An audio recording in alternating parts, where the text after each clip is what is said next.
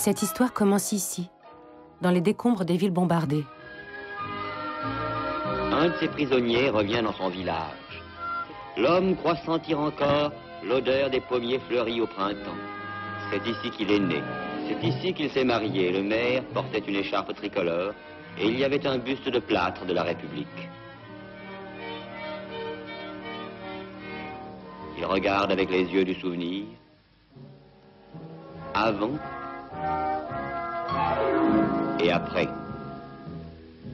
Avant et après. Et pourtant la vie continue. Il faut bien qu'on habite quelque part, fût-ce dans une étable. Il faut bien que les enfants jouent.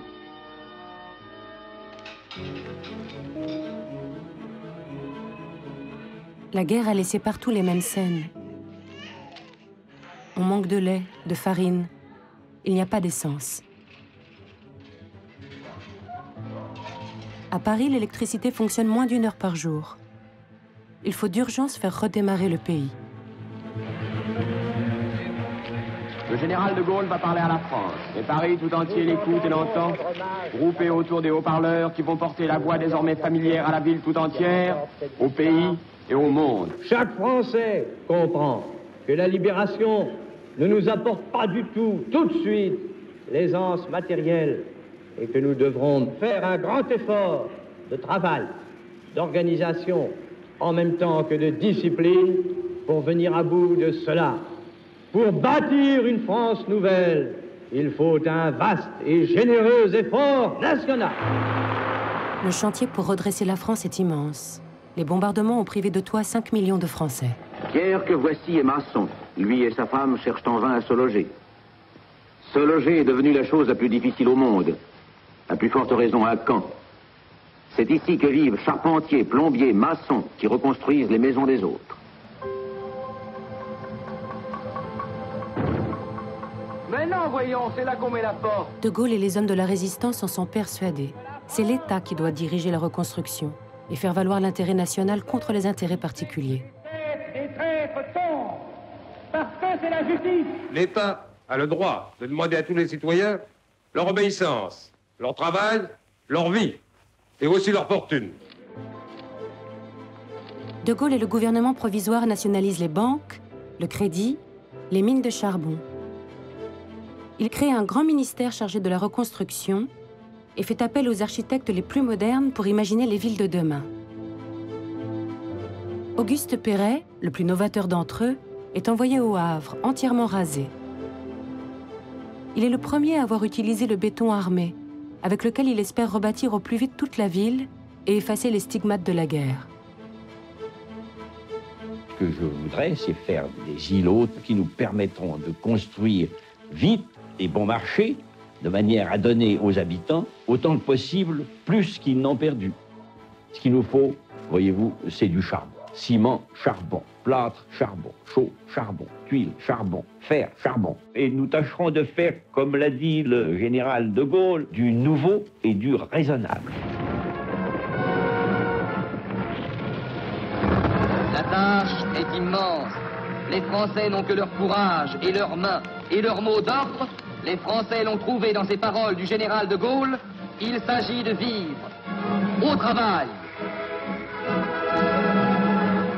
À la tribune du Parti communiste, Maurice Thorez appelle les ouvriers à abandonner la lutte des classes et à s'engager dans une nouvelle bataille. C'est que l'intérêt du peuple, l'intérêt de la classe ouvrière est de travailler et de produire malgré et contre les preuves et l'encadrement. Produisez, produisez, produisez encore et produisez. Dans le ciel radieux, au-dessus des frondaisons du bois de Vincennes, un immense drapeau tricolore flotte allègrement, comme pour saluer les premiers arrivants dans la fête de l'humanité. En ce jour de septembre 1945, la France semble portée par un immense élan de fraternité. Ils sont 1 million à venir fêter les premières grandes mesures décidées par le gouvernement. Vote des femmes, sécurité sociale, protection de la jeunesse.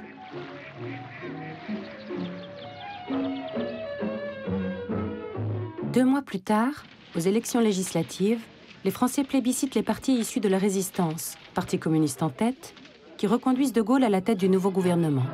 On voit arriver le général de Gaulle qui paraît pour la première fois en veston. Le général a abandonné l'uniforme, mais il n'est pas à l'aise dans son costume de politicien.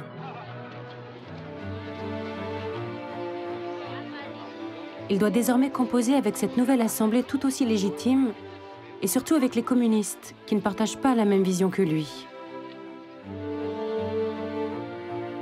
Lui est obnubilé par la grandeur perdue de la France. Il est hanté par cette Amérique qu'il a découverte pour la première fois au lendemain du débarquement. At Washington's National Airport, bearing a famous visitor on his first American trip, is Charles de Gaulle, leader of the Fighting French. À New York, les Américains avaient fait un triomphe au chef de la France libre. Mais en haut d'un gratte-ciel, le général avait été pris de vertige devant la puissance de l'Amérique. C'est gigantesque, avait-il noté. Ce pays n'a pas construit une voiture pendant 3 ans, et maintenant les rues en sont pleines.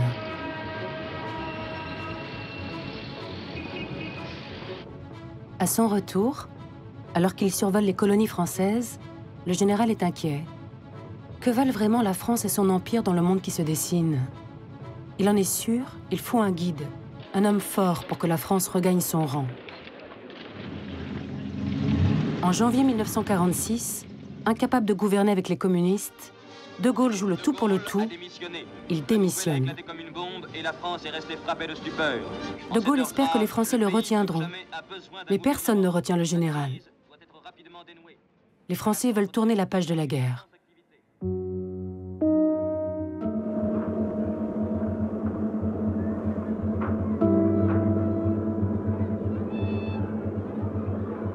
Un an après, au Havre comme ailleurs, ni immeuble reconstruit, ni monde nouveau. Les Français travaillent dur, jusqu'à 54 heures par semaine. Mais malgré leurs efforts, ils ne s'en sortent pas.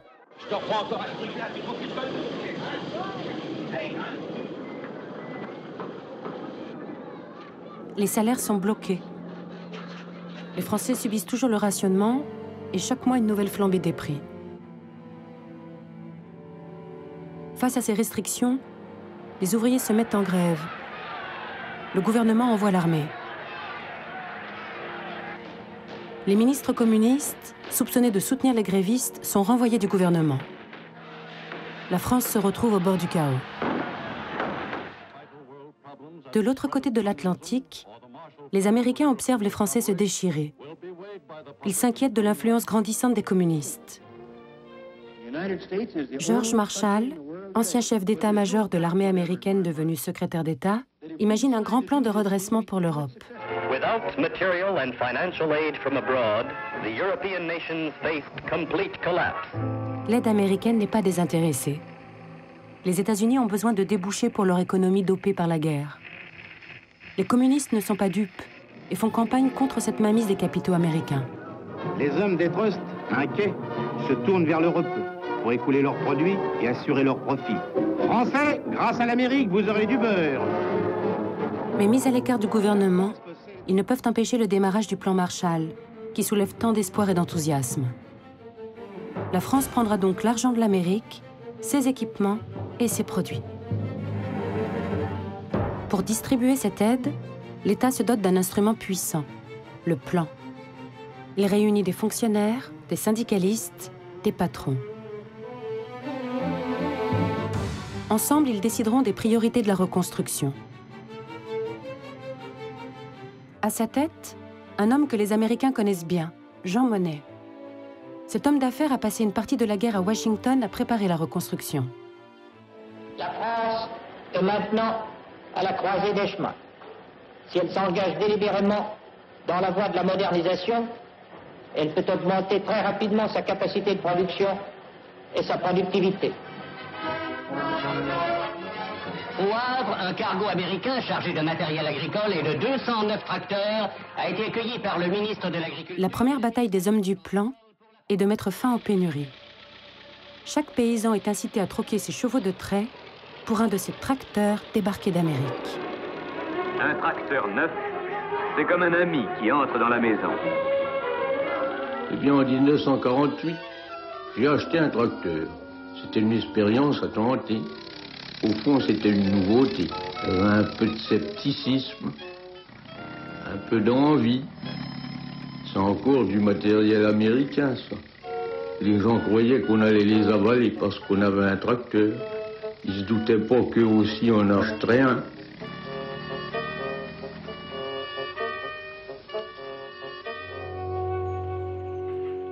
Tout désormais ira plus vite. Dans leur bateau, les Américains ont aussi apporté les premiers maïs hybrides venus du Midwest, des sulfates et du soufre. Autant de promesses d'une abondance infinie. Les rendements montent en flèche.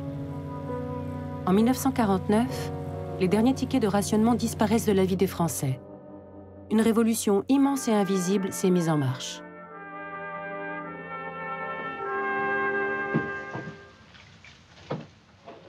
Alors, vous voulez toujours cette électricité?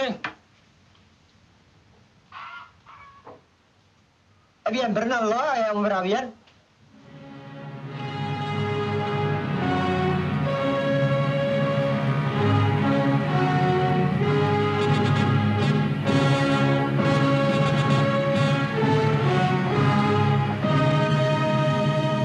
Pour faire redémarrer ses usines, la France doit à tout prix avoir de l'électricité. Or, elle manque de charbon.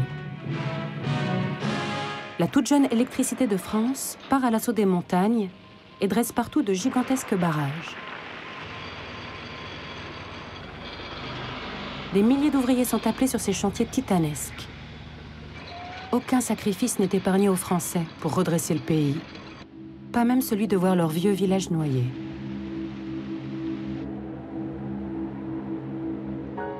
Le village de Tignes, qui officiellement est déjà rayé de la carte de France, vit des moments dramatiques. Matérialisant leur opposition à toute évacuation, les habitants ont refusé de livrer au sous-préfet l'armoire aux archives de la mairie et les indemnités d'évacuation ne peuvent pas tout résoudre ni tout aplanir. Le drame de Tignes sidère les Français. Ils suivent heure par heure sa fin tragique. On a l'impression d'un exode. Jusqu'au bout, Tignes aura lutté pour ne pas mourir. Mais le chantier qui se termine les fascine plus encore. Que valent quelques bergers face à l'intérêt national?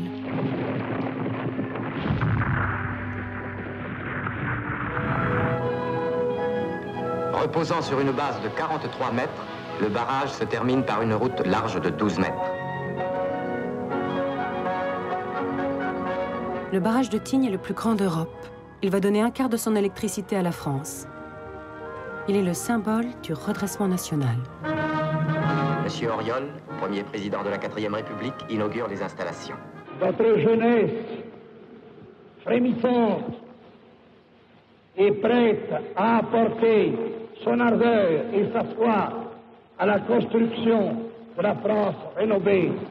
Les potards de Gaël sont plus que l'eau, sont plus que l'eau.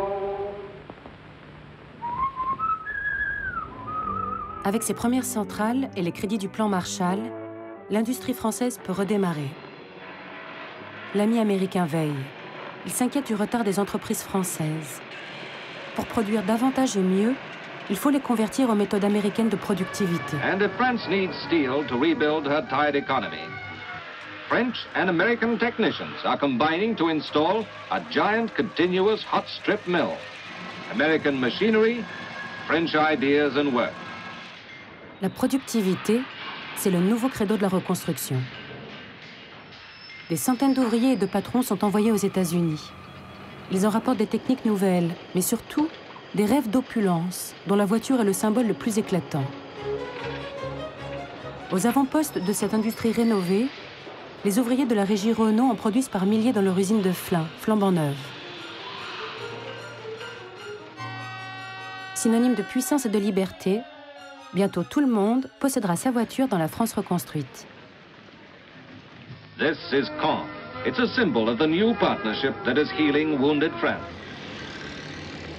Grâce au crédit américain, les villes bombardées renaissent enfin de leurs cendres. Le ministère de la Reconstruction est aux commandes. Ces architectes sont à Lisieux, à Saint-Malo, à Gien, à Caen. Ils ont pour consigne de rebâtir vite, avec des techniques industrielles, mais aussi de faire basculer les villes dans le progrès, apporter lumière, espace et confort aux habitants. Les débats font rage.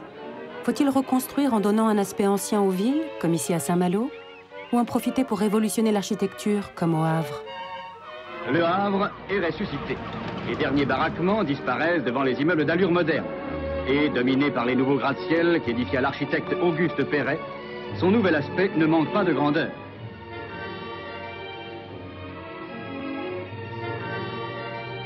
Le Havre a été entièrement reconstruite en béton. Et personne n'avait imaginé qu'elle aurait cet air de belle ville classique. Les habitants avaient supplié le ministère de les débarrasser de cet architecte aux idées trop modernes. Après des années dans des cités d'urgence, ils prennent possession d'appartements clairs et organisés, dotés d'un luxe jusque-là réservé à une élite. Derrière ces publicités du ministère, des milliers de relogés découvrent ces espaces nouveaux qui donnent forme aux idéaux de l'après-guerre.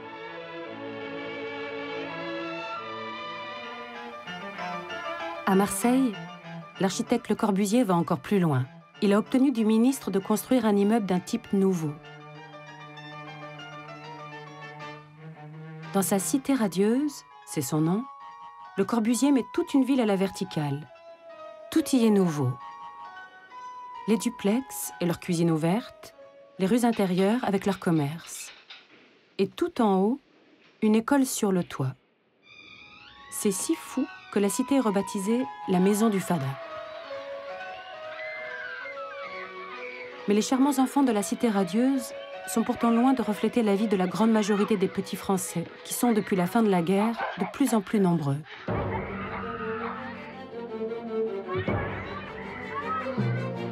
Une autre révolution est en marche. La France, qui n'a jamais fait beaucoup d'enfants, se met à en faire de plus en plus. Et les familles s'entassent dans des appartements sans confort. La construction de logements stagne, et alors que la France est en train de se relever, ses vêtements craquent de partout. Depuis combien de temps est-ce que vous êtes ici? 9 ans. Ça va faire 9 ans. On va sur la 10e année. Et on manque de place. Vous manquez terriblement de place. Vous, monsieur, quand vous rentrez le soir et que vous trouvez votre femme en train de servir à manger aux 4 enfants, je suppose que vous n'avez pas beaucoup de place pour circuler dans la pièce. Je suis forcé d'aller sur le canapé, de me coucher, prendre mon journal et lire, en attendant que les enfants aient fini de manger. Là, le canapé, je l'ouvre le soir, avant de se coucher. Voilà, on déplie.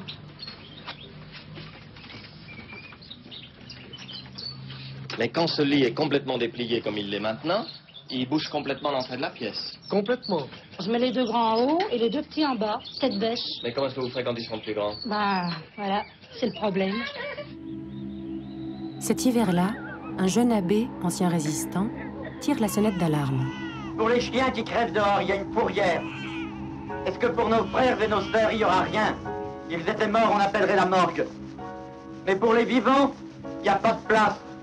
L'abbé Pierre ne fait pas simplement appel à la charité des Français. Il veut pousser les politiques à agir. Telle la puce, il harcèle ceux qui, au pouvoir, avaient ignoré les plus souffrants. Le voici qui devient financier, ce bâtisseur. Avec le constructeur Jean Prouvé, il montre qu'on peut construire une maison en 6 heures et que les techniques industrielles pourraient combler les besoins en logement. À Paris, sur les berges de la Seine, s'édifie en moins d'une journée devant son promoteur, l'abbé Pierre, la première d'une série de maisons préconditionnées construites grâce aux résultats d'une campagne de solidarité. 25 000 visiteurs viennent admirer la simplicité de la maison des jours meilleurs. Le ministère cherche lui aussi à construire à bas coût, mais il ne veut pas de maison individuelle. Ces modèles sont au Havre ou à Marseille, des immeubles collectifs et modernes qui pourront loger des millions de Français. Mais l'argent manque toujours. Une partie des crédits américains est siphonnée depuis 1946 par l'armée, qui mène en Indochine une guerre coloniale perdue d'avance. Le 7 mai 1954, l'armée est défaite à Dien Bien Phu. Des milliers de soldats français sont faits prisonniers. Au lendemain de la débâcle, une crise politique majeure éclate. Il faut de toute urgence terminer cette guerre. Lors des cérémonies du 8 mai, comme chaque année, De Gaulle est là. Debout, comme hier, dans sa décapotable, le vieux général guette la tournure des événements. Le général de Gaulle, à son tour, vient fleurir la dalle sacrée de l'Arc de Triomphe de Paris, où son groupe... Cela fait 8 ans qu'il attend que la 4e République s'effondre. 8 ans qu'il est cantonné aux commémorations. 8 ans qu'il ronge son frein. Il est persuadé que cette fois, son heure a sonné, que les Français vont le ramener au pouvoir. Alors qu'il quitte le terre-plein de l'Étoile, plusieurs groupes de ses partisans, malgré le barrage d'importantes forces de police, envahissent les Champs-Élysées et tentent de se diriger vers les ministères. La 4e République vacille, mais tient bon. De Gaulle est désormais interdit de radio. Pour mettre fin à la guerre, les députés nomment un des leurs. Pierre Mendès France tranche avec De Gaulle. Et avec tous ceux qui se sont succédés au pouvoir depuis 1946. Il a cette manière simple et directe de s'adresser aux Français. Il n'est plus temps de s'appesantir sur les erreurs passées. Il faut maintenant rétablir la paix. Une paix de compromis, une paix honorable. J'affirme que cela est possible. Mendès France fait la paix en Indochine, redore l'image de la France dans le monde. Et chaque semaine, à la radio, il remet les Français en ordre de bataille.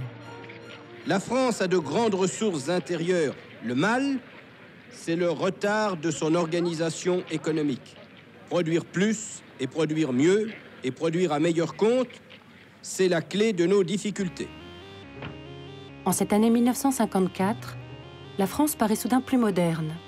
Quelque chose a changé. Les nouvelles piles atomiques de Marcoule, G2 et G3, profilent sur la campagne provençale le dernier grand œuvre du siècle de la taupe. La pile de Saclay est la plus intense d'Europe. Et grâce à elle, le commissariat à l'énergie atomique français... Dans d'étranges bunkers, des chercheurs fabriquent dans le plus grand secret la première bombe atomique française. Plus loin, au pied des Pyrénées, on a trouvé du pétrole et du gaz. La France s'est réveillée américaine et rêve maintenant d'un Texas français. Tout soudain semble possible.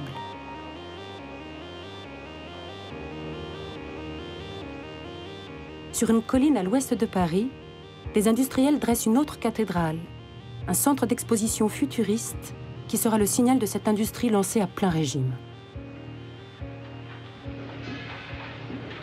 Ce palais fait 100 000 mètres carrés de surface construite. La hauteur de ce bâtiment est de 50 mètres. Sous la voûte, on pourrait mettre l'Arc de Triomphe. Nous sommes fiers dans l'industrie française d'avoir des jeunes qui savent... Dans cette France qui croit au progrès et à la technique, les ingénieurs sont les nouveaux héros. L'ingénieur reste par excellence l'homme de l'industrie. Plus s'accroît l'automatisme et même l'automation, plus la fonction de penser prend d'importance. Ce sont les ingénieurs encore qui vont révolutionner le logement. Les techniques industrielles ont fait baisser tous les coûts et permettent de monter des immeubles comme on monte des voitures, à la chaîne.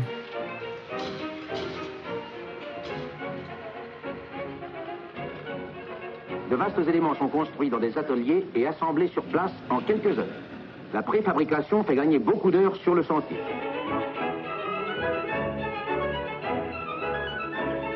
Avec la préfabrication, l'État peut enfin construire ces logements qu'il a tant promis aux Français. Aux architectes, il revient d'organiser de manière rationnelle ces milliers de logements produits par les ingénieurs. À Strasbourg, le premier ensemble à être terminé sert de modèle. Sur un espace de 9 hectares, on a décidé de loger 2000 personnes. Un grand parc inondé de lumière, bordé au nord d'immeubles collectifs dont l'ombre portée n'assombrit aucun logement, c'est une solution de l'urbanisme d'aujourd'hui. De la verdure, de l'espace, du soleil. Et de grands appartements clairs et confortables pour les familles nombreuses du baby-boom. On appelle ça une cité et c'est une révolution. Ça change de toutes ces grandes casernes qu'on voit si souvent. Tu comprends ? Notre équipe a essayé que cela soit vivant en soupe, que l'on y soit vraiment heureux de vivre. Et pas seulement une machine à habiter. Tu sais, les gens qui vont habiter ici, tout ce qu'ils demandent, c'est d'avoir un toit. Un toit, mais aussi une vie différente. Comment trouves-tu ça, finalement? Il n'y a pas à dire, tu n'as pas trop mal travaillé. Dommage que ça soit si petit. Il te faudrait une baguette magique. 1000 logements ici, 2000 ici. Exactement. Tu as raison. Pour cette nouvelle manière de vivre, moderne, l'industrie encore a tout prévu. Dans le secret des raffineries, une opération fantastique prépare la prochaine révolution.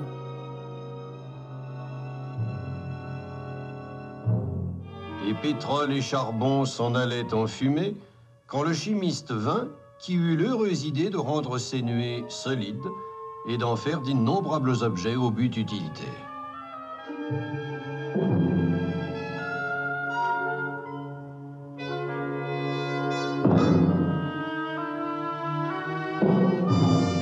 L'ère des plastiques s'enorgueillit à peine née de quelques 150 articles de ménage et de jardin légers, silencieux, colorés et fonctionnels, produits à raison de 5 millions d'unités par an.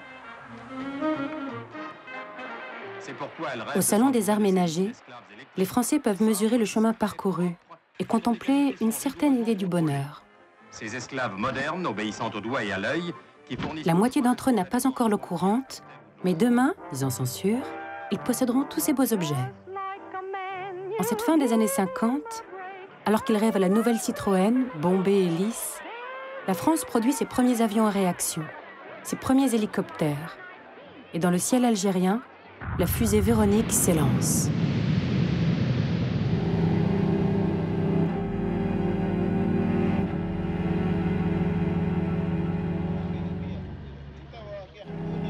De ce côté de la Méditerranée, la France est moins glorieuse.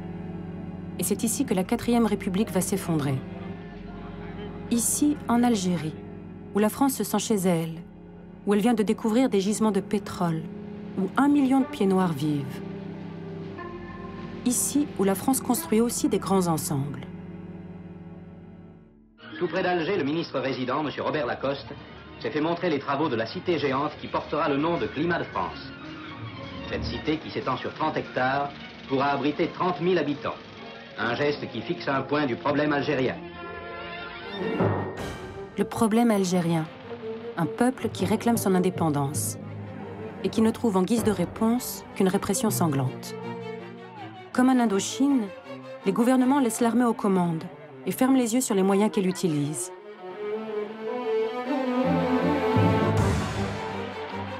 En mai 1958, alors qu'à Paris les députés se déchirent sur cette question, l'armée, devenue incontrôlable, déclenche un soulèvement dans les rues d'Alger.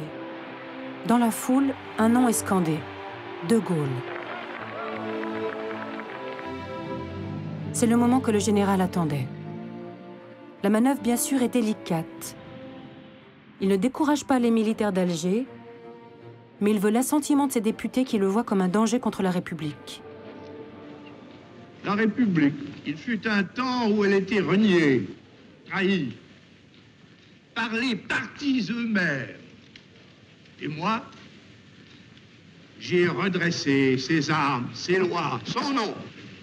Est-ce que vous garantiriez les libertés publiques fondamentales? Est-ce que j'ai jamais attenté aux libertés publiques fondamentales? Je les ai rétablies. Les députés ont-ils vraiment le choix? À Alger, l'armée menace de marcher sur Paris. Acculé, il se résigne à nommer De Gaulle à la tête du gouvernement. La victoire du général est totale. Il a réussi à être tout à la fois le rempart contre les militaires et le garant de l'empire colonial. Et le grand, l'irréparable orage avait pu être évité. Il reste à souhaiter que toutes les nuées se dissipent et qu'avec son unité, la France retrouve enfin un ciel serein. 3 jours plus tard, à Alger, De Gaulle savoure beaucoup plus que les vivas de la foule qu'il a fait roi. Il a obtenu de l'Assemblée les pleins pouvoirs et la rédaction d'une nouvelle constitution. La 4e République est morte. Et voici le général de Gaulle qui s'avance. Il est découvert. Il paraît très ému, le chef du gouvernement français. Entendez la foule qui l'acclame. De Gaulle, de Gaulle. Voici le général de Gaulle qui parle. Je vous ai compris. La tâche est immense. Mais De Gaulle tient de nouveau son rôle préféré, le sauveur de la France. Il faisait bien son Brière. Ce soir, il y a de la lumière.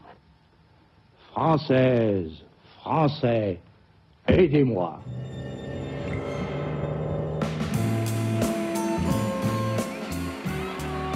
De Gaulle sait-il vraiment comment régler le problème algérien? Pour l'heure, comme en 1944, il parcourt la France. Ces visites vont devenir un rituel de sa présidence. Comme hier, on se presse pour le voir, le toucher. Le général reprend possession du pays.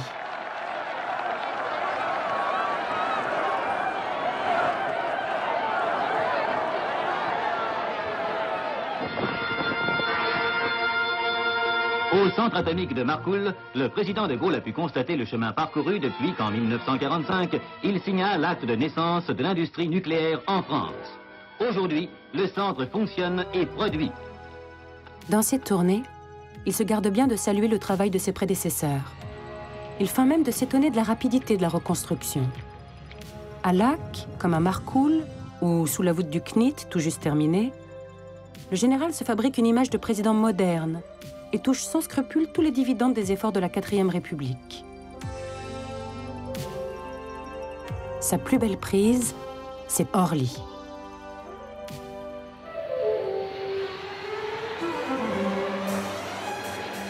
Ce jour de février 1961, 3000 personnes se pressent à l'inauguration du nouvel aéroport.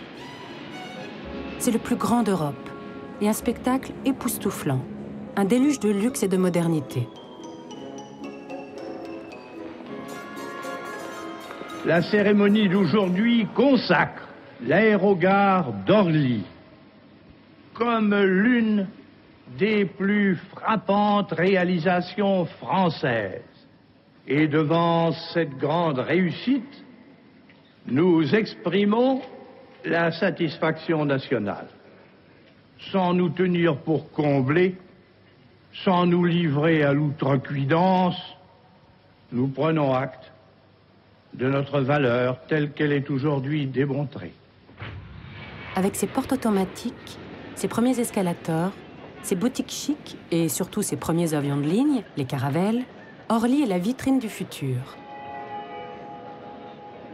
De Gaulle le sait. C'est ici, dans ce nouveau Versailles de verre et d'acier, que la grandeur de la France se mesure. Et non plus dans cet empire qui plombe les finances du pays et qui menace désormais son ambition. Cet immense effort intérieur pour la puissance et la prospérité nous détermine à employer nos propres moyens chez nous. Notre intérêt national direct est de nous dégager de charges coûteuses et sans issue et de laisser nos anciens sujets disposer entièrement d'eux-mêmes. Après des années de négociations avec les nationalistes algériens, en mars 1962, De Gaulle renonce enfin à l'Algérie. Vous savez que le cessez-le-feu est signé. Oui. Qu'est-ce que vous en pensez? C'est quelque chose qui fait du bien. Je suis très content que le cessez-le-feu est terminé, que tout le monde va vivre en paix.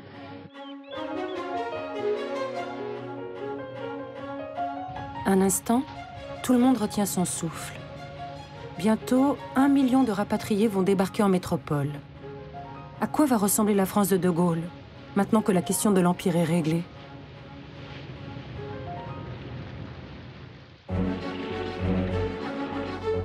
À peine la guerre est-elle terminée, que De Gaulle se lance dans une nouvelle bataille. Il a enfin les mains libres pour réaliser son dessein, la grandeur de la France, qui se joue désormais ici, dans l'Hexagone. Comme en 1945, il est persuadé que c'est à l'État de mener ce grand chantier. Il ranime le plan et en chef militaire lance les opérations.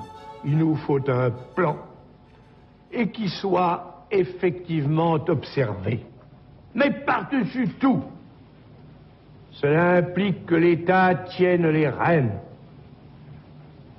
Qu'il soit la force qui soulève la vague, mais aussi la digue qui contient la marée.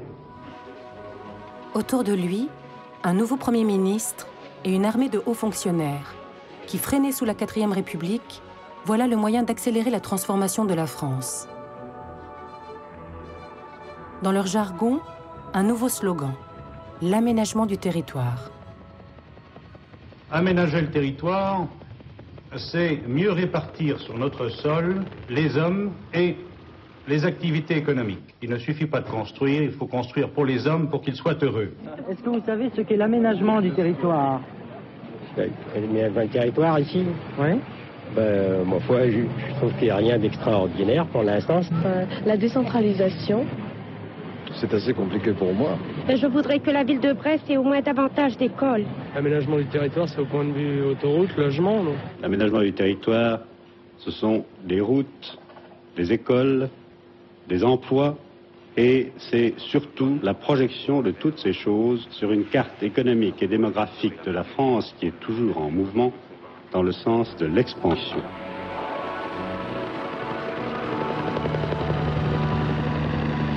Olivier Guichard prend la tête d'une nouvelle administration, la DATAR. Dotée de moyens considérables, au-dessus des préfets et des ministres, elle est investie d'une mission hors du commun.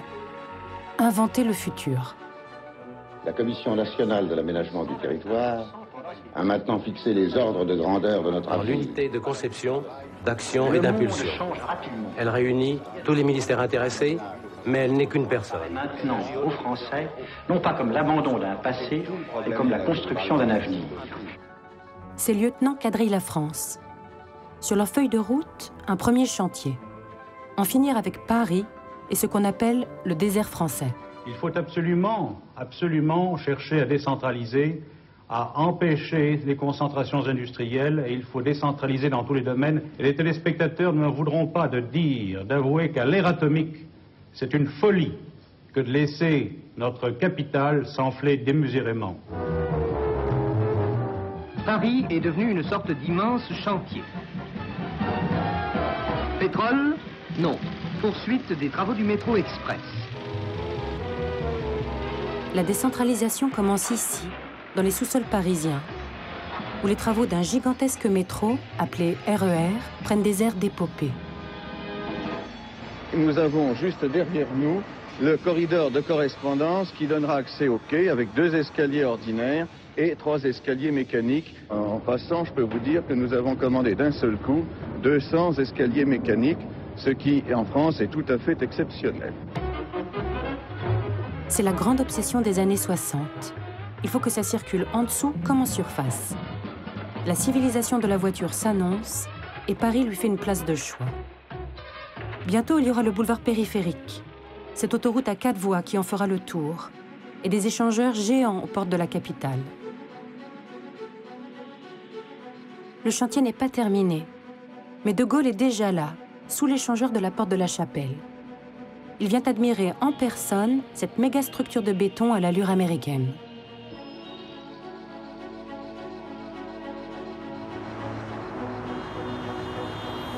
Le général veut débarrasser la France de ses féodalités et s'attaque bientôt aux Halles de Paris, construites 100 ans avant par un autre bâtisseur, le préfet Haussmann, et désormais trop petite. Comprimé dans son vieux quartier, notre sac à provisions craque de toutes parts. Et il devient absurde d'amener au cœur de Paris des camions de carottes qui repartiront 3 heures plus tard en sens inverse, convertis en camionnettes. Bientôt, ailleurs, en banlieue, des halles non plus centrales mais excentriques, pourvues de gares, d'autoroutes et d'immenses installations, prendront le relais. On gagnera en efficacité ce qu'on perdra en pittoresque. Il faut vivre avec son temps. Je suis contre le départ des halles, ça perdrait tout le charme de Paris et je dis une chose que il devrait y avoir un peu d'aménagement parce qu'avec tous les cachots sur les trottoirs, à partir de certaines heures, moi j'ai une paire de bas tous les jours à m'acheter. Nous sommes tout à fait pour le transfert des halles. Pour la bonne raison, c'est que d'abord nous n'avons pas de place pour travailler. Et deuxièmement, nous travaillons dans des conditions d'hygiène qui sont tout à fait hors de pair de notre métier.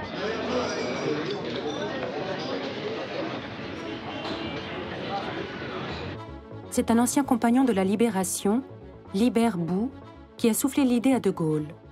Installer ici, à Rungis, en rase campagne, un gigantesque marché de gros, comme il en existe aux États-Unis, une fois de plus le modèle de ces aménageurs. Libert Bou exproprie sans état d'âme des centaines d'agriculteurs. On le surnomme bientôt Rungis Khan. Il représente ce nouvel État fort et volontaire voulu par De Gaulle. Si les grossistes des halles préparent leur révolution, l'agriculture française, elle, est en pleine crise. La Bretagne bouge. La Bretagne des choux-fleurs, des pommes de terre et des artichauts. Les paysans ont été les meilleurs élèves du plan Marshall. Ils ont acheté des tracteurs, ils ont produit beaucoup, mais ne s'en sortent pas. Trop d'intermédiaires qui font leur marge sur leur dos. Depuis plusieurs années, des révoltes paysannes éclatent un peu partout.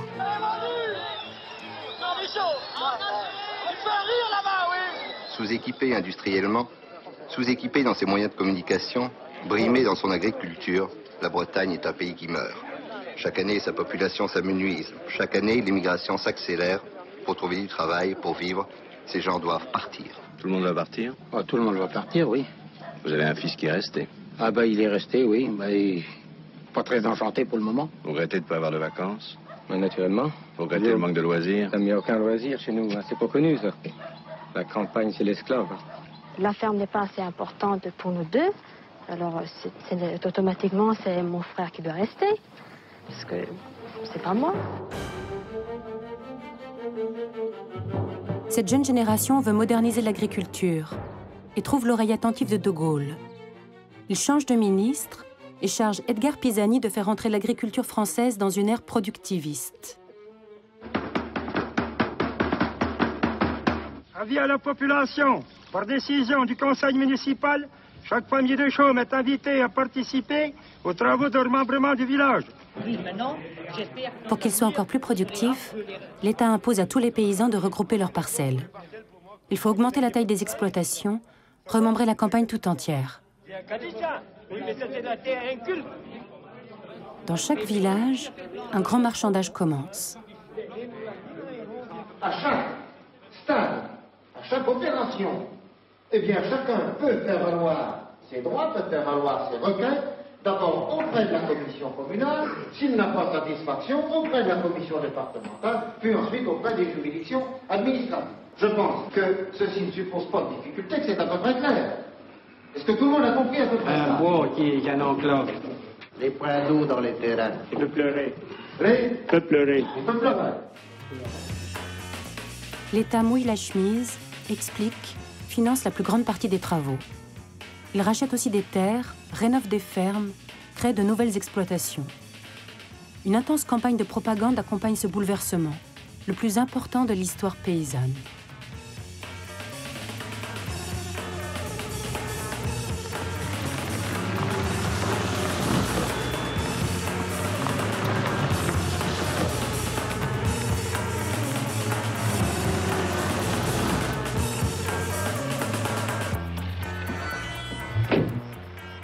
Allez-y.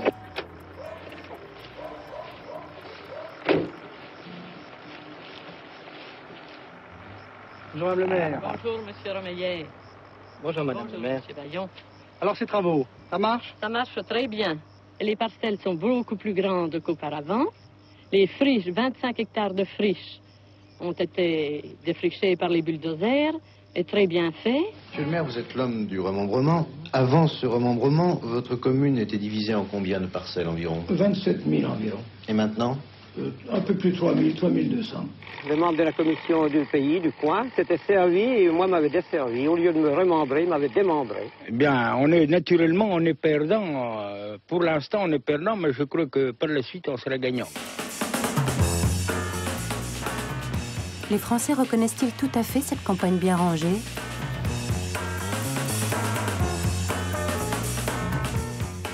Pour l'instant, l'heure n'est pas au doute. La France est en train de devenir un champion agricole. Avec sa toute nouvelle industrie agroalimentaire, l'agriculture devient le lieu de toutes les expériences possibles.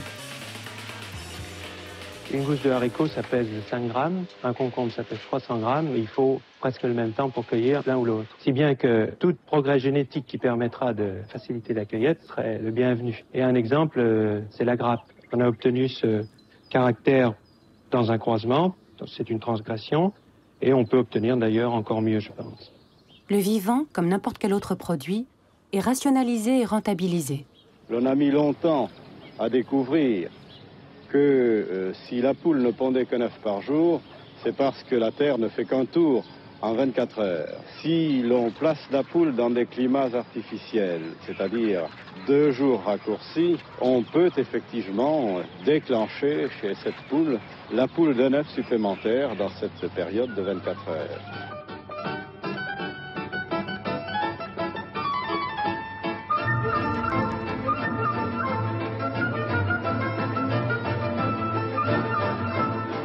1964. De Gaulle et Pisani inaugurent le premier salon international de l'agriculture. La vitrine est belle, De Gaulle est content. D'autant qu'il vient d'arracher une belle victoire. Avec la toute nouvelle politique agricole commune, la PAC, la France peut produire toujours plus. L'Europe absorbera désormais ses excédents. Les paysans sont en train de devenir des agriculteurs. C'est la fin d'un monde et le début d'une civilisation qui n'a pas encore dit son nom, celle de la consommation. Voici la nouvelle vitrine de notre civilisation. Ici, le plus pauvre est riche. Il pénètre dans l'abondance. Les grandes surfaces remplaceront-elles les places des villages, les cafés, les bals et les églises? Que pense le client, tant qu'on lui permet encore de penser? Il est évident que choisir avec une petite voiture va plus rapide et plus rationnel. Ah oui, c'est gracieux, c'est fleuri, c'est bien, n'est-ce pas? C'est moderne. À Sainte-Geneviève-des-Bois, dans la banlieue parisienne, Carrefour ouvre le premier magasin de ce nouveau type dans une atmosphère d'euphorie. Le curé de la paroisse est venu bénir le magasin. L'écrivain Françoise Sagan en est la marraine. Le fondateur, bien sûr, s'est formé aux États-Unis. Le principe est simple. Devant l'abondance de produits, le client ne résiste pas. Quand j'ai ouvert mon premier magasin à Sainte-Geneviève-des-Bois, avant l'ouverture, il y avait des centaines de clients contre les vitres. Je pensais que ces clients se transformaient en oiseaux, comme dans le film Hitchcock. Ils étaient là, qui dévalisaient, qui pillaient. Et toujours, je me disais, je leur en donne pas assez, je leur donne pas ce qu'ils veulent, tout ce qu'ils veulent. Leclerc, 5 premières. Les pionniers de ces nouvelles enseignes se heurtent dans un premier temps au refus des fournisseurs de leur vendre leurs produits. L'un d'eux monte au créneau, c'est Édouard Leclerc. Il se présente comme le défenseur du consommateur. On recommence. Bouge pas, bouge pas, bouge pas. Jusqu'à présent, le commerce s'était acheté le moins cher possible pour vendre le plus cher possible, et la distribution s'est achetée le moins cher possible pour vendre le moins cher possible. Si la télévision vient l'interviewer ce jour-là, c'est parce qu'il a sollicité directement De Gaulle. De Gaulle, qui aime tant ces nouveaux visages de la réussite française, fait rédiger une circulaire en 3 semaines, interdisant les refus de vente. Il signe ainsi l'acte de naissance de la grande distribution.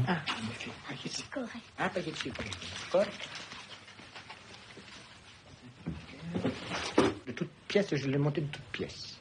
Et d'un seul coup, quand Carrefour s'est ouvert, tout s'est écroulé. Et il y a l'appel du grand magasin. Ça fait beaucoup mieux que de venir chez le petit magasin, chez le petit commerçant. Vous comprenez? Ça, il n'y a pas de doute. On a la voiture, on met tout dans le chariot et hop. L'hypermarché pousse en plein champ, comme un hangar. Et c'est le même modèle que l'on retrouve dans les banlieues de toutes les grandes villes. Pas de murs décorés, pas de vitrines, pas d'étages, aucun luxe, mais de l'utilitaire. Les Français vivent et circulent désormais dans des espaces qui n'existaient pas quand ils étaient enfants.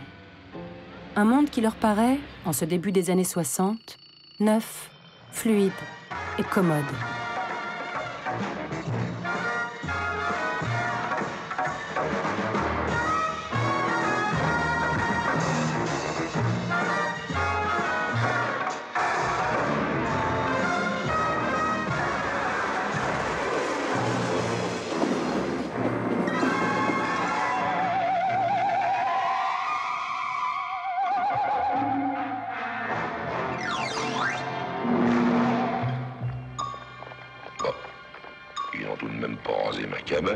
Ginette m'aura écrit. Elle, dire que j'avais acheté ça pour les arbres, lui pour les jardins. Ils appelaient ça la zone verte. C'est devenu New York, la zone verte. Dans quelques années, quand vous traverserez la banlieue parisienne, c'est en hélicoptère sans doute que vous irez. Et partout, vous survolerez des villes dans le genre de celle-ci. On les appelle les grands ensembles.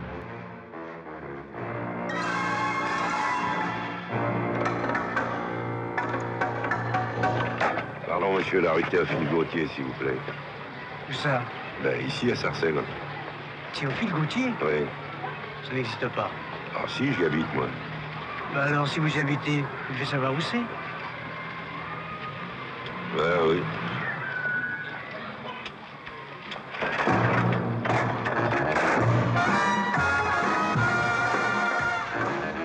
Pour le million de rapatriés d'Algérie, pour les 150 000 paysans qui quittent chaque année les campagnes, pour les habitants des taudis, les grands ensembles sont un Eldorado. Qu'est-ce que tu avais comme logement dans le 18e? Oh, bah, j'avais une chambre et une cuisine, simplement. Oui. Toi? Nous, on était 7, comptant les parents. Oui. On n'avait qu'une pièce. C'est le facteur qui vous a apporté ça? Oui. Il a même attendu pour savoir la nouvelle. Ah, il a attendu que Oui, vous il a ayez vu. attendu que je regarde la feuille pour savoir si c'était bien pour être logé ou alors si c'était encore pour me dire d'attendre. Et quand il a su que c'était pour être logé, il était aussi heureux que moi, je crois bien. Vous avez combien d'enfants? J'ai 8 enfants et une petite nièce en adoption depuis un mois. Quand je suis rentrée et que j'ai vu ces grandes pièces, je croyais être perdue. Je croyais que je sais pas, je me faisais pas une idée que c'était comme ça. C'est ça que tu dis? Regarde la statue, là-bas. Ah oui, tu vois, il y a une statue. Avec une étoile. Et puis une étoile. Oh, il a des vélos accrochés.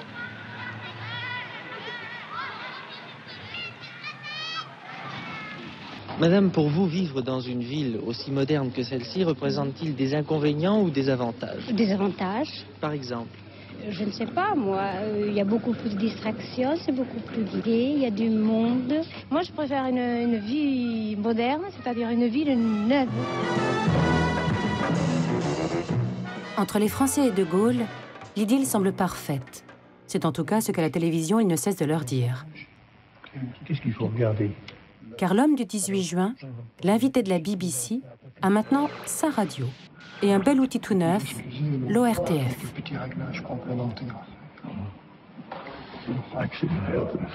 La maison de la radio, le plus grand immeuble construit en France, vient d'être inaugurée par le général de Gaulle.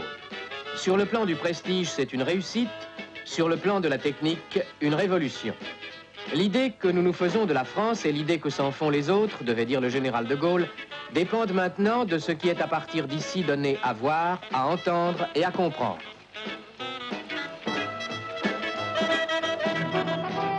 Entre ses tournées en France, ses conférences de presse et ses allocutions à la nation, le général a toujours quelque chose à dire aux Français.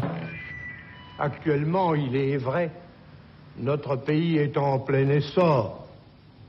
Ayant rétabli ses finances, ses échanges, sa monnaie, il accomplit quant à son développement des progrès rapides et saisissants. Tous les chiffres, tous les signes démontrent que, en particulier, la condition des Français ne cesse de s'améliorer. Youri Gagarin, le premier cosmonaute. Même les communistes ne trouvent pas grand-chose à redire à la modernisation de la France planifiée par l'État gaulien. En juin 1963, c'est une cité HLM que la mairie communiste dédie à Youri Gagarin, le héros du monde soviétique. Et toi, tu aimerais y aller dans l'espace plus tard? Je pense que je serai assez fort. Assez fort, pourquoi? Parce qu'il faut connaître qu'il y a beaucoup de choses, quoi. Tu peux apprendre ces choses. Oui. Le futur s'invente, tranquillement. Et dans cette France toute neuve, tous les rêves semblent permis. En route. Bonne nuit les enfants. Faites de beaux rêves.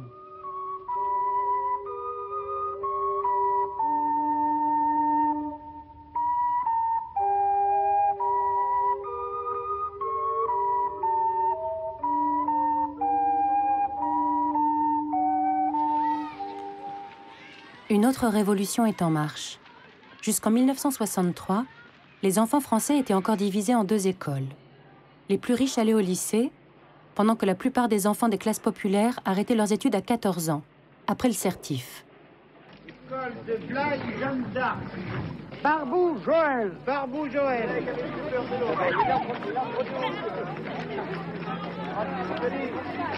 La France manque d'ingénieurs, de commerciaux et de techniciens. De Gaulle invente le collège, où iront désormais tous les enfants, quel que soit leur milieu. Et vous êtes pour ou contre la scolarité jusqu'à 16 ans? J'étais contre. Pourquoi? Parce que j'aurais préféré que mes enfants, à l'âge de 14 ans, puissent quitter l'école et travailler, me ramener un peu d'argent. Je préfère qu'elle aille à l'école jusqu'à 6 ans. Pourquoi? Parce que je ne préférais pas qu'elle travaille à l'âge de 14 ans. Et mademoiselle, est-ce qu'elle aime l'école? Non. Non? Du jour au lendemain, il faut créer des centaines de nouveaux établissements.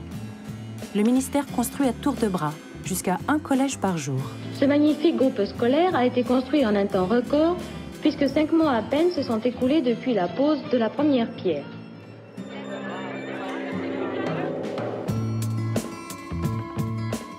Des millions de petits Français débarquent dans ces immenses cités scolaires. Avec le collège pour tous apparaît un nouveau temps, celui de l'adolescence, des copains, des loisirs. Un temps que l'État gaulien, jamais à court d'idées, ne manque pas d'occuper.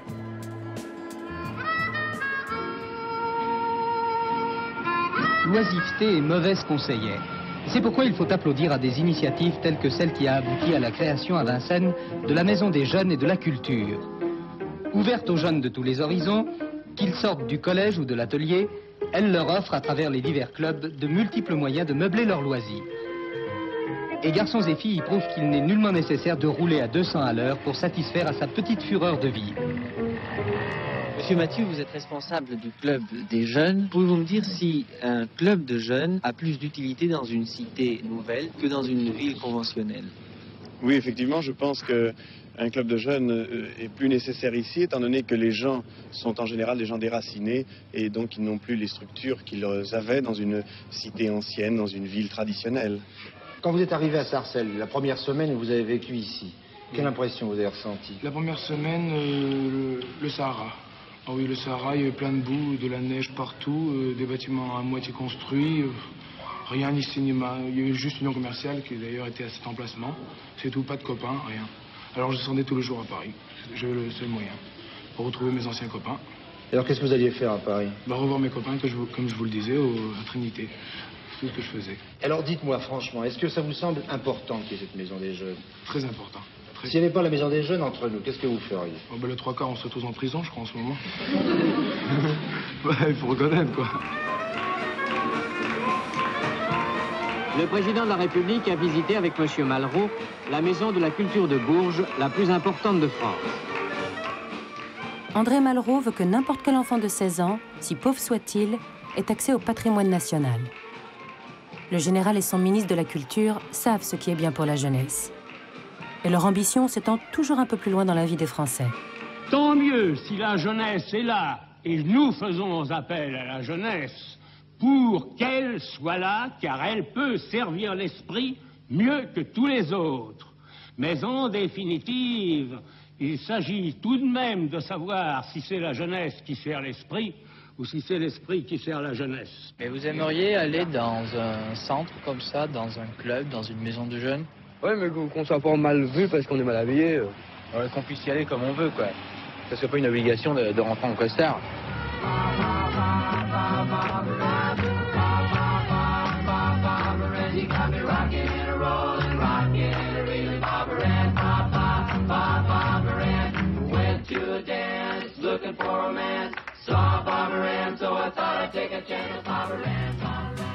Je m'en vais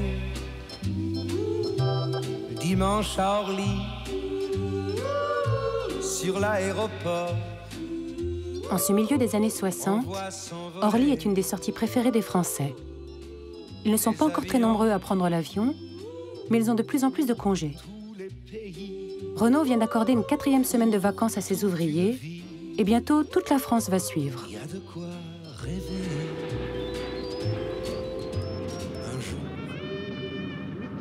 Seulement voilà, la Côte d'Azur est saturée. La France manque d'hôtels. Alors les Français filent dans l'Espagne du dictateur Franco. Monsieur, pourquoi allez-vous en vacances en Espagne? Faut être tranquille d'abord, pour payer moins cher ensuite. C'est pour une raison de monde. En France, il y a du monde un peu partout. On espère en trouver un petit peu moins.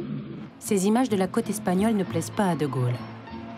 La civilisation des loisirs est en train de naître et la France n'est pas prête. L'État monte alors le projet le plus fou de la décennie. Puisque les Français veulent aller à la plage, il va leur construire 6 stations balnéaires de toutes pièces. Au seuil de la Camargue et du Languedoc, le domaine de la Grande Motte constitue la charnière de cette nouvelle Floride que l'État veut faire surgir des marécages. Dans 5 ou 6 ans, le galop des chevaux sera remplacé par le claquement sec des balles de golf. Monsieur Olivier Guichard, pourquoi l'État s'est intéressé à l'aménagement de cette côte du Languedoc-Roussillon? Eh bien, dans une civilisation où la part des loisirs ne cessera de croître, il est normal que l'État recherche des lieux encore vierges où puisse se développer cette civilisation. Je voudrais vous demander si la formule que vous venez de mettre en avant ne risque pas de produire une espèce d'étatisation des vacances. Est-ce qu'on ne s'achemine pas vers un système à la Russe, si j'ose dire? Les grands commis, qui aiment les choses bien ordonnées, redoutent ces constructions anarchiques qui déjà pullulent le long des plages. Ils veulent des stations denses pour préserver le littoral. Nous avons 4 ennemis à vaincre. 2 naturels, les moustiques et le vent, et 2 autres créés par la main de l'homme. La spéculation et la laideur des constructions. Les travaux sont pharaoniques. La côte est une lagune battue par les vents. Et il faut faire sortir de ce marais des autoroutes, des ports, des parkings, des villes entières. Inventer un endroit où les Français pourront se livrer à cette nouvelle passion, le soleil. Le général, en vrai chef des travaux de la France, fait une nouvelle fois le voyage. Les pieds dans le sable, c'est encore de grandeur dont il parle. Le tourisme, les loisirs sont une part fort importante de la civilisation moderne. C'est une activité de plus que notre pays ajoute à toutes les siennes, et c'est un service qu'il rend à l'humanité tout entière, qui, dans le dur labeur de notre époque industrielle, a besoin de trouver des lieux organisés pour son repos et pour reprendre ses forces à tous les égards. De Gaulle, qui aime les marches solitaires, qui s'ennuie souvent en voyage, s'imaginait-il un jour célébrer le tourisme de masse? À Port-Barcarès, sur la côte du Languedoc, sort de terre le cadre de vos futures vacances. C'est le très grand architecte Georges Candilis qui a conçu les habitations. Il s'explique. On a parlé de Nouvelle-Floride, mais ça ne ressemble vraiment même pas. Non, laissez tomber les mots. Nouvelle-Floride, la nouvelle Polynésie française, et tout ça, ce sont des slogans. À la fin du compte, il faut donner le caractère spécifique de cette région, de transformer Languedoc-Roussillon. On parle que demain sera la civilisation de loisirs. Moi, je veux bien. Il faut le créer, il faut le construire.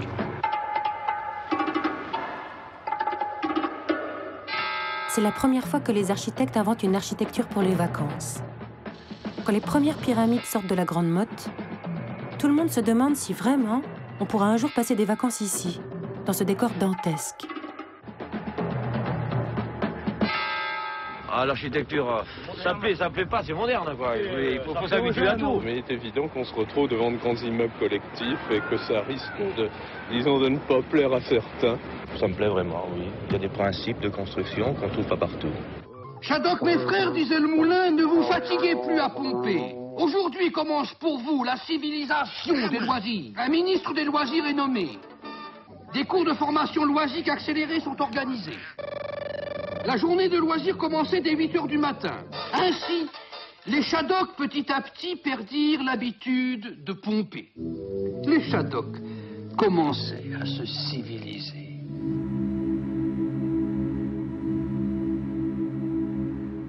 Les Français aussi se civilisent toujours plus. Mais le décor qu'ils voient autour d'eux commence à les interroger.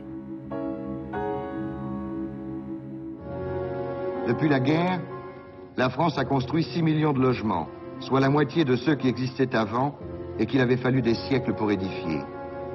Dans les 20 ans qui viennent, si on veut faire face aux besoins, il faudra en bâtir 10 millions. Les construire comment? Depuis quelques années, on voit s'édifier en vrac l'équivalent de villes de 10 000, 15 000, 20 000 habitants. D'immenses constructions, toujours plus grandes, toujours plus loin, se sont dressées partout en France. Nancy détient le record de la plus longue barre d'Europe. Ce qui caractérise le Haut-du-Lièvre, c'est une population de 20 000 habitants sur à peine 60 hectares. Dans la journée, un aspect un peu désertique et également aussi la sensation d'isolement qui pèse sur beaucoup de ces jeunes ménages. Lorsqu'on est très nombreux, par exemple 90 appartements pour une seule entrée au Tilleul argenté, eh bien, on ne sait pas trop avec qui se lier. Entre les tours et les bars, la modernité promise a pris l'allure de cage à lapins. Et la France s'interroge. Une cuisine équipée et le centre commercial sont-ils un horizon suffisant? Ce qui me déplaît le plus, c'est certainement l'architecture, voyez-vous. Tous ces gros cubes entassés les uns à côté des autres, ça me fait peur. C'est pas joli du tout. Je n'arrive pas à m'habituer. Nous avons un lino qui est un esclavage à entretenir et aucune porte entre la cuisine, la chambre, la salle de séjour. Je crois que je me ferai jamais un logement pareil.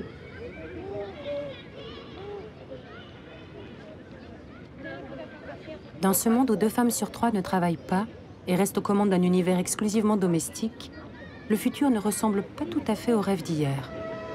Madame, vous habitez Sarcelles? Oui, monsieur. Et vous travaillez? Non, monsieur. Qu'est-ce que vous faites dans la journée en dehors de vos occupations ménagères? Bon, un petit tour de temps en temps dans Sarcelles. Sarcelles n'a pas de personnalité et ça finit par nous toucher nous-mêmes. Enfin, Sarcelles n'a pas de personnalité et l'habitant finit par croire que lui non plus n'en a pas.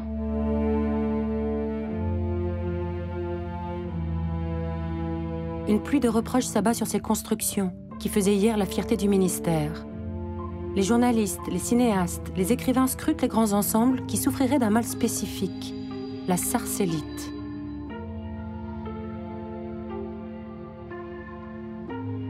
Quand on se promène maintenant de plus en plus dans la campagne, qu'on découvre tous ces immeubles hideux, je ne sais pas comment réagissent les autres, mais je sais que moi je passe mon temps à dire, mais enfin, quel est l'imbécile qui a construit ça? Et quand je dis l'imbécile, je pense évidemment à l'architecte. Oui. Vous êtes architecte? J'aimerais bien que vous me répondiez à cette première manifestation. Monsieur, votre réaction, elle est normale, parce que vous jugez sur ce que vous voyez, mais vous ne connaissez pas toutes les raisons qui ont amené quelquefois à une réalisation de grand ensemble. Actuellement, en dehors du centre commercial... Les architectes rassurent. Les équipements ne sont pas encore là, ils vont arriver. Demain, bientôt, un cinéma, une patinoire, des magasins animeront ces cités dortoirs construites aux confins des villes. Juger les grands ensembles sur ce qu'ils sont actuellement. Ouf, on est arrivé. Arrivé où? Chez nous. Et après, qu'est-ce qu'on va faire? Dormir. Qu'est-ce qui te prend? Et après? On travaillera. Et après? Pareil. On commencera. On travaillera. On mangera. Et après?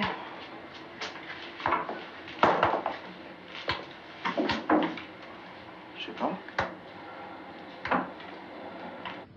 Il y a, pour ce qui est de la France, ce qui se passe dans une maison. La maîtresse de maison, la ménagère, elle veut avoir un aspirateur, elle veut avoir un frigidaire, elle veut avoir une machine à laver, et même, si c'est possible, qu'on ait une auto. Ça, c'est le mouvement.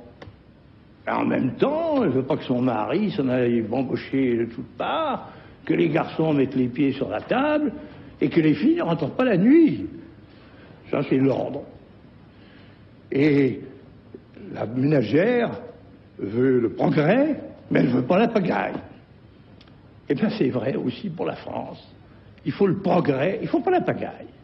De Gaulle lui-même semble avoir troqué la grandeur de la France contre le confort des Français. Mais face aux critiques qui montent, le général a bien sûr une réponse. Si on vit mal dans les grands ensembles, faisons de vraies villes complètes, avec un vrai centre, des bureaux, des divertissements. 5 villes de 100 000 habitants doivent sortir de terre. Une opération gigantesque, à grand renfort de mise en scène. Monsieur Delouvrier et moi-même, ainsi que plusieurs de mes collaborateurs, nous venons de faire un tour au-dessus de la région parisienne afin d'essayer de déterminer les meilleurs emplacements pour l'implantation des futures préfectures des départements qui viennent d'être créés. On a créé un district de la région de Paris pour prendre conscience de ces problèmes et dresser un nouveau plan d'urbanisme à l'échelle des besoins, c'est-à-dire à l'échelle des 12 ou 14 millions d'habitants, et par conséquent dessiner le futur. Moi, je ne voudrais plus qu'on parle de grands ensembles, mais qu'on parle de cités nouvelles.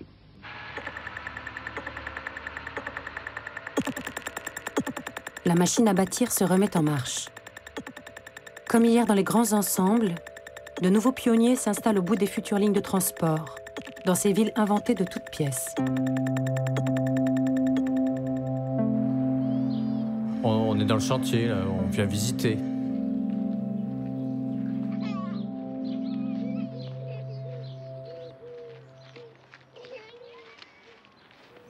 Là déjà, on voit notre façade. C'est le balcon du centre, c'était notre appartement. On prenait notre petit déjeuner en voyant les vaches partir. Là, c'est les premières grues que vous voyez, c'est les premières grues de la préfecture. Et là, voilà, nos prairies sont transformées.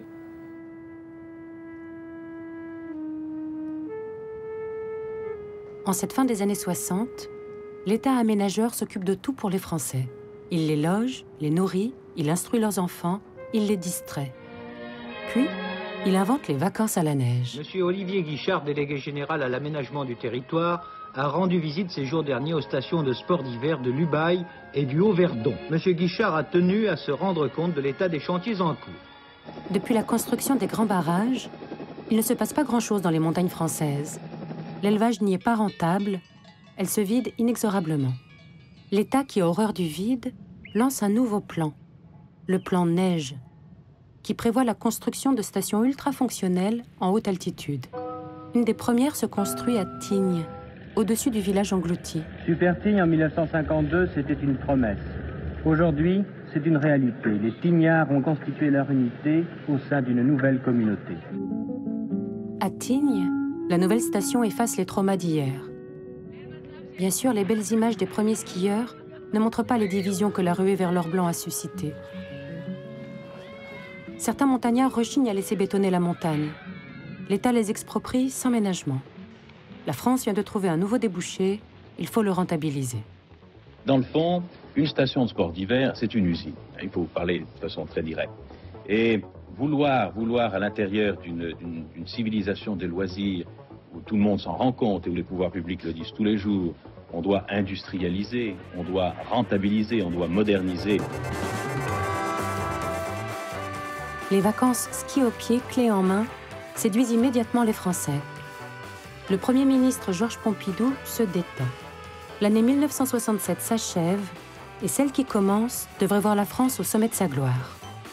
Grenoble s'apprête à accueillir les Jeux Olympiques d'hiver. La génération de l'après-guerre va pouvoir montrer au monde entier ses beaux équipements et ses beaux enfants qui ont maintenant 18 ans. Et tous les copains, la main dans la main, suivront demain le même chemin. Joie de vivre, on est ivre d'avoir 18 ans. À tue-tête, cœur en fête, chantons le printemps.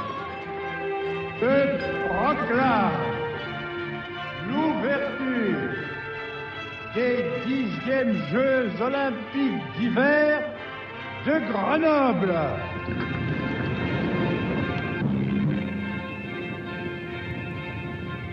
Numéro 14, Jean-Claude Killy. À quel moment se remporte une victoire? Sur quelle image pouvons-nous dire « Voilà, il vient de gagner la course ». Triple médaillée d'or dans les disciplines reines, la France semble en ce mois de février 1968 ivre de ses succès.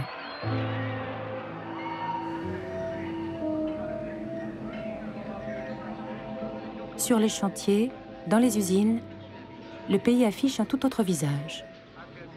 La condition ouvrière n'a guère changé depuis les années 50 et l'année précédente, d'immenses grèves ont secoué le pays. Les ouvriers réclament des salaires décents et pour certains, au moins un toit.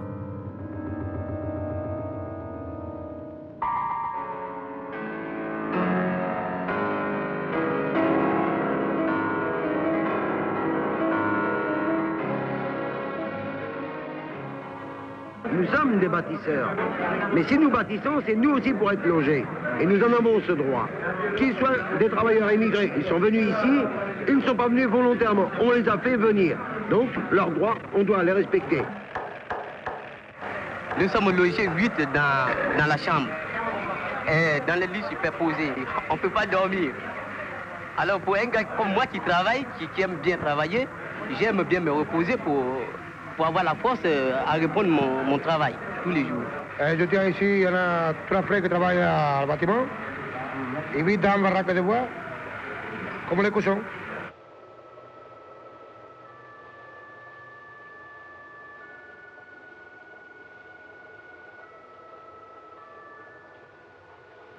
Coincées entre les grandes tours de la banlieue, des milliers de familles vivent dans des bidonvilles, dont le plus célèbre est à Nanterre, sous les fenêtres de la nouvelle et gigantesque faculté des sciences humaines qui sort de terre.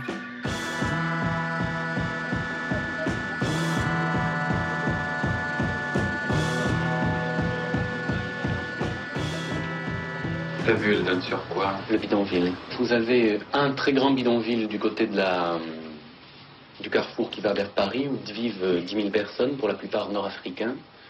Et là, avenue de la République, vous avez 3 petits bidonvilles, avec plus ou moins de confort. J'entends par confort un point d'eau et l'électricité. Et c'est ici, à Nanterre, devant les bidonvilles, que démarre 68. La révolte est conduite par ceux pour qui De Gaulle a changé l'école, créé des maisons de la culture. La déflagration sonne comme un désaveu pour leurs parents. Le monde qu'ils ont construit est jugé autoritaire, consumériste, injuste. Des étudiants refusent leur fonction qui leur est assignée par la société. Ils refusent de devenir les futurs cadres qui exploiteront plus tard la classe ouvrière et la paysannerie. Il est clair que le mouvement du 22 mars ne veut rester à l'université, mais qu'il veut s'étendre en dehors de l'université, c'est-à-dire essayer de faire une jonction dans la lutte avec les ouvriers ou les paysans. Après une nuit d'émeutes et de répression, les syndicats appellent à la grève générale en soutien aux étudiants. Elle se répand comme une traînée de poudre. Partout, les ouvriers occupent leur usine, comme ici à Flins. Bientôt 7 millions de grévistes se révoltent contre ces salaires qui n'ont pas augmenté depuis 20 ans. 68 devient le plus grand mouvement social qu'ait connu la France.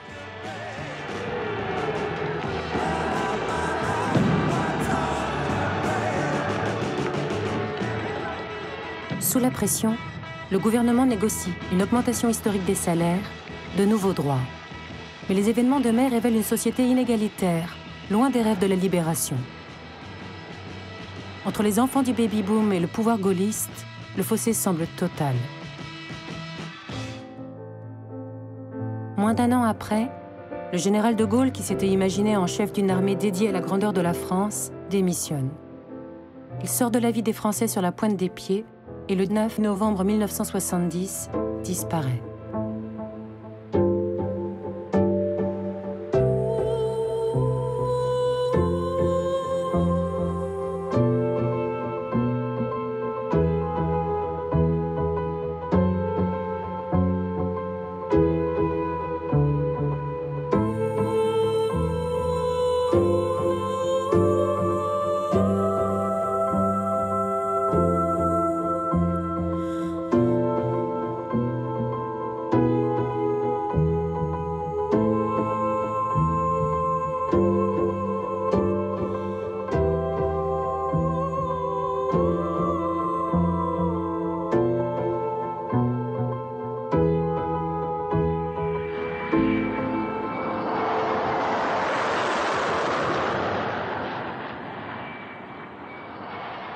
Ni les événements de 68, ni la mort du général n'arrêtent la marche glorieuse de la France.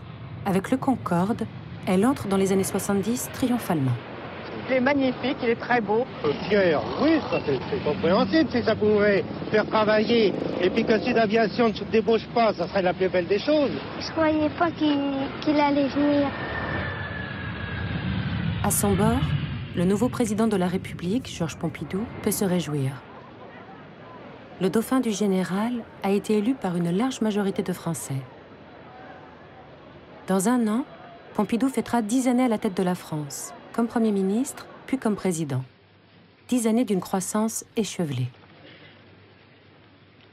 La France et le Japon mis à part, en tête de toutes les nations d'économie libérale pour le progrès de l'expansion. Voici d'ailleurs cette courbe. Elle me paraît suffisamment parlante. Je signale que le creux qui se trouve là est lié aux événements de mai 1968. En ce jour de vœux, le président égrène longuement les 11 millions de voitures, les 10 millions de machines à laver dont sont équipés les Français, autant de preuves implacables de la réussite de la politique gaullienne, n'en déplaise aux jeunes générations contestataires. Que cela suffise au bonheur? Certainement pas. Que la poursuite des biens matériels soit la seule aspiration des hommes, nul ne le croit, moins que moi. Mais prenez garde, le chemin du malheur est toujours ouvert.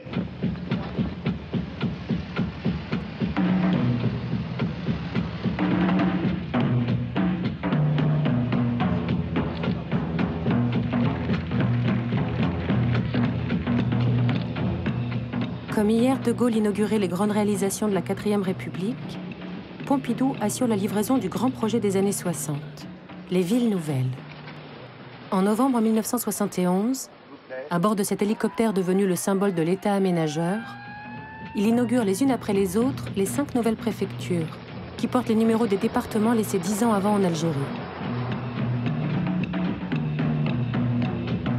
Évry, Créteil, Bobigny, Nanterre, Cergy. Une architecture pop et colorée, signal de cet État moderne proche de ses citoyens.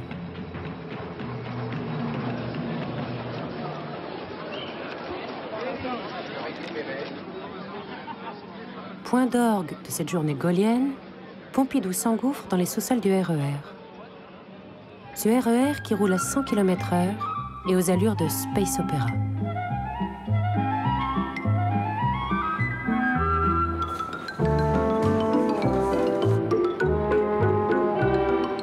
Il attend encore sa plus grande gare, celle du centre de Paris, un hub géant où se croiseront un jour 1 million de voyageurs.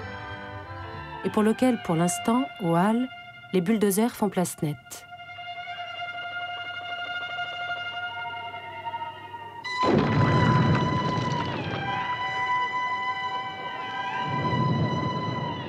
Jadis ventre de Paris, le quartier des Halles n'est plus aujourd'hui qu'un trou gigantesque au cœur de la capitale. Dans cette époque où tout semble se débrider, le chantier sert de décor au western parodique d'un réalisateur italien, Marco Ferreri, qui reconstitue au pied des pavillons promis à la démolition l'héroïque résistance des Indiens d'Amérique.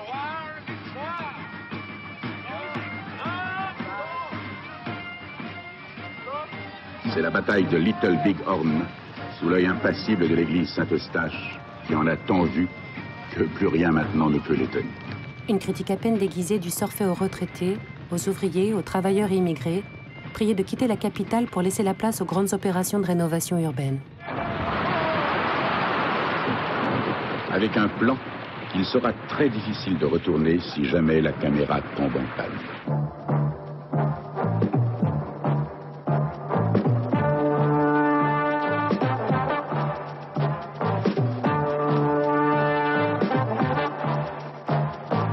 Les Français tout de même sont légèrement perplexes.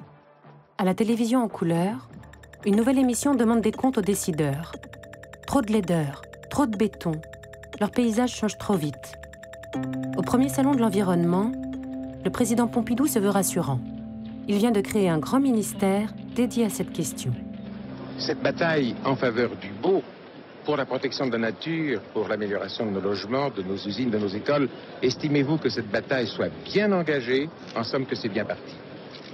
Eh bien, monsieur Zitrone, d'abord, permettez-moi de penser que la première des choses à faire, c'est de ne pas avoir une mentalité que j'appellerais réactionnaire, n'est-ce pas? Et de croire que tout était beau autrefois. S'imaginer que le Paris d'Henri IV et de Louis XIII, c'était les hôtels du Marais, que le Paris de Louis XIV ou de Louis XV, c'était les hôtels du Faubourg Saint-Germain ou de la place Vendôme, c'est une illusion. Il y a toujours eu, malheureusement, beaucoup de laideur. Nous faisons tous les ans, n'est-ce pas, l'équivalent d'une ville de 2 millions d'habitants. À partir de ce moment-là, les problèmes ont une autre dimension. La construction continuera donc à marche forcée. L'État s'occupe maintenant de loger ces familles portugaises ou espagnoles, ces travailleurs du Maghreb longtemps oubliés dans les bidonvilles. Les logements se font par milliers, les échelles explosent, les subventions diminuent. Ménagez un passage peut-être plus étroit sur les côtés. Je vais essayer de faire ici. Il faudrait qu'on ait un passage très étroit. Comme à Venise, 1 million de gens passent par 2 mètres de large, c'est là que l'on surprend brusquement une grande place. Des bâtiments de 4 niveaux. Tous mes rêves d'enfant, je viens chercher mes rêves, tous mes rêves.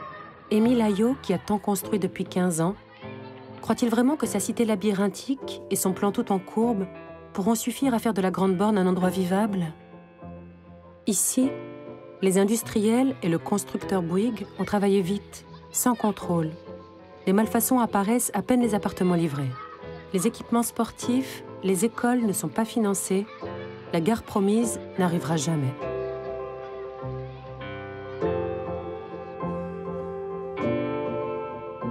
Ce sont les derniers feux des grands ensembles. Déjà, les offices HLM n'ont plus les moyens d'entretenir ces cités construites trop vite, trop mal. À quelques kilomètres de Paris, à La Courneuve, un fait divers révèle une cité totalement délabrée, alors qu'elle n'a été inaugurée que 7 ans auparavant. Après 15 années de construction à outrance, une circulaire interdit l'édification de ces grands ensembles devenus des lieux de ségrégation.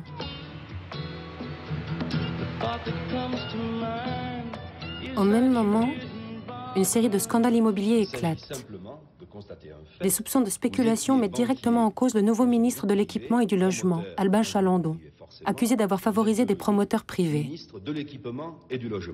Quand, par exemple, à Grigny 2, on a construit 5000 logements, bien, quand les promoteurs, ou plutôt le groupe financier, a acheté un terrain à des paysans qui ne savaient pas trop bien et que, normalement, ils n'étaient pas à construire ce terrain, donc il ne valait pas très cher. Quand ensuite, hasard, eh bien, grâce à vous, je pense d'ailleurs, on peut construire sur ces terrains et il a le privilège d'être classé ZAC. Je voudrais vous demander, monsieur le ministre, d'abord, est-ce que cette série de hasards ne rapporte pas énormément à ceux qui en bénéficient? Et secondement, est-ce que vous reconnaissez... Le ministre prépare un grand tournant, le désengagement de l'État de tous les grands aménagements au profit des groupes privés.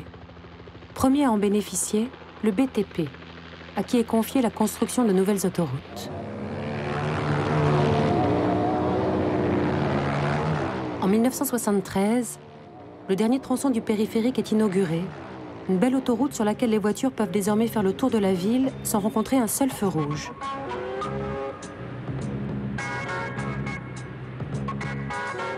La France réalise son rêve d'Amérique, la voiture est enfin reine.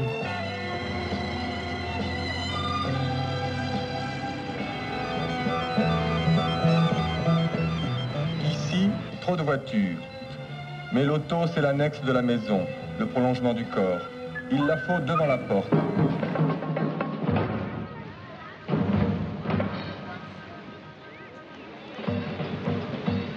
Regardez bien. Ceci est pourtant une plage, celle de Sainte-Anne-la-Palud dans le Finistère. Une plage transformée par les vacanciers en un vaste parking. C'est pratique avec les enfants, tu vois, qu'on peut emmener tout au bord de l'eau. Un coup, c'est bien parce que on peut déballer nos affaires. Hein. C'est un point de repère, hein, les voitures. Hein. C'est un point de repère. Les gens disent, tiens, on a garé notre voiture là, on a notre serviette là. La voiture, l'objet le plus désirable de l'après-guerre, est désormais à la portée de tous. 3 ménages sur 4 en possèdent une. Alerte, la France est envahie. 700 000 cadavres de voitures pour cette seule année. Le futur propre et rangé tant promis est moins reluisant que prévu. Les chantres de la productivité l'avaient-ils seulement imaginé? Dans les campagnes qui avaient tant poussé à la modernisation, certains se réveillent eux aussi un peu sonnés. Quand vous parlez de péril du terroir, on vous répond remembrement. Au niveau de la réalité quotidienne, tout semble se limiter à une petite querelle à propos de vieux talus. Madame Battani, on est en train d'enlever les talus partout, on est obligé de les reconstruire ailleurs. Ah, on n'en fera plus. On laissera ça comme ça, qu'est-ce que vous voulez qu'on fasse? Et vous croyez que c'est mauvais pour l'agriculture? Ah ben c'est très mauvais pour l'agriculture, premièrement pour les bêtes. On a moins de lait quand il y a du vent. C'est un pays d'élevage ici? Oh oui, c'est un pays d'élevage. Et on a beaucoup moins de lait? Ah oui, et surtout qu'ici ça souffre quand il y a la tempête. Si les cultivateurs avaient été informés des préjudices qu'ils subiraient en détruisant ces talus, ils ne l'auraient pas fait. faut pas oublier que dès que vous avez des brise-vents d'arracher, je ne vais pas vous faire un cours sur le problème, mais toutes les terres s'assèchent. Or, actuellement, il y a une diminution terrible des nappes phréatiques qui baissent. Le bocage traditionnel est devenu la Beauce.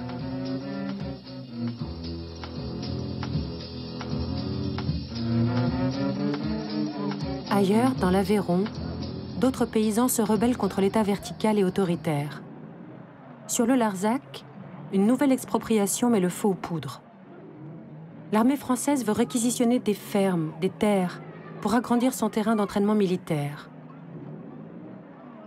Ils ne sont qu'une poignée de paysans sur le Larzac, mais des milliers de gens se reconnaissent dans leur lutte.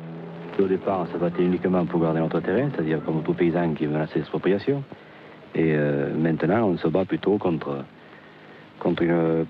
une qualité de vie, c'est-à-dire on se bat contre les instruments de mort, on se bat contre... On a vraiment changé le sens de notre lutte. Le Larzac devient le symbole du désir de vivre autrement, où chaque été, toute une génération se retrouve autour d'un même combat. Ce que nous défendons et que vous défendez avec nous, c'est la vie. C'est la vie. C'est la vie. C'est la dignité des hommes et la paix. Ensemble, nous garderons le Larzac. Gardez le Larzac!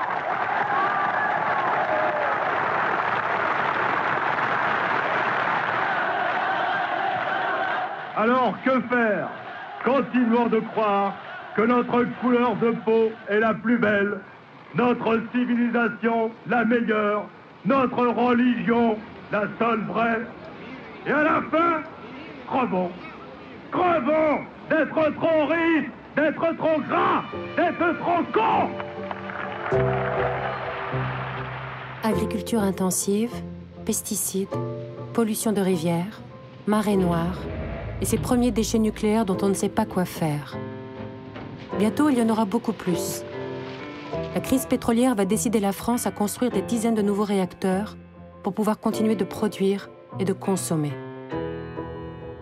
En 1974, le premier candidat écologiste à une élection présidentielle, René Dumont, tire le premier bilan des 30 Glorieuses. La période de croissance que vous avez connue est une période anormale dans l'histoire. On ne peut pas doubler chaque 10 années la consommation d'énergie comme on l'a fait depuis 20 ans. Pourquoi? Parce que si vous marchez pendant 3 siècles en doublant tous les 10 ans la consommation d'énergie, au bout de 3 siècles, celle-ci sera multipliée par 1073 millions.